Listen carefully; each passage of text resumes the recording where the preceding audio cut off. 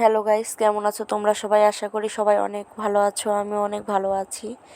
তো এইটা আমার কাকির 3য় পর্ব, স্বাদের অনুষ্ঠান ছিল। তো এই যে মামুনি স্বাদ রান্না করে ঠাকুর ঘর থেকে স্বাদটা নিয়ে এসে কাকির সামনে দিয়ে দিল।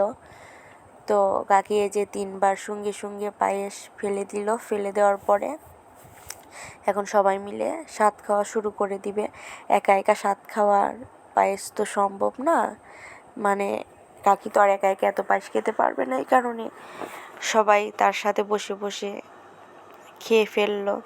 তো এই স্বাদের অনুষ্ঠানের অনেক নিয়ম কারণ আছে, বড়রা খেতে পারবে না, যারা ছোট মেজো তারা খেতে পারলো, সেজোরা বড় বাদে ছোট মেজো সেজো সবাই এই যে বসে বসে অনেক মজা করে খাচ্ছে, অনেক হাসাহাসি করছে। তো একটা অনুষ্ঠান হলে আসলে তো অনেক মজাই লাগে, কি আর বলবো। এই যে পোলাপানরা অনেক মজা করছে, খেলা করছে, কাকির সাথে সবাই একসাথে বসে স্বাদ খাচ্ছে। তো একসাথে বসে সবাই স্বাদ খেয়ে পায়েসটা শেষ করে দিল। তো ভালো থাকো সবাই, সুস্থ থাকো সবাই, সুমন্দিরা প্রেজের সাথে থাকো।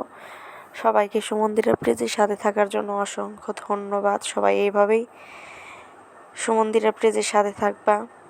তো আজকের মতো এইটুকুই ব্লগ, ভালো থাকবা সবাই। তো সবাই এই দেখো অনেক সুন্দর করে মজা করে খাচ্ছে, আমাদের ভিতরে অনেক নিয়ম কানুন আছে। তো আজকের মতো এইটুকুই ব্লগ, ভালো থাকবা সবাইকে, নমস্কার।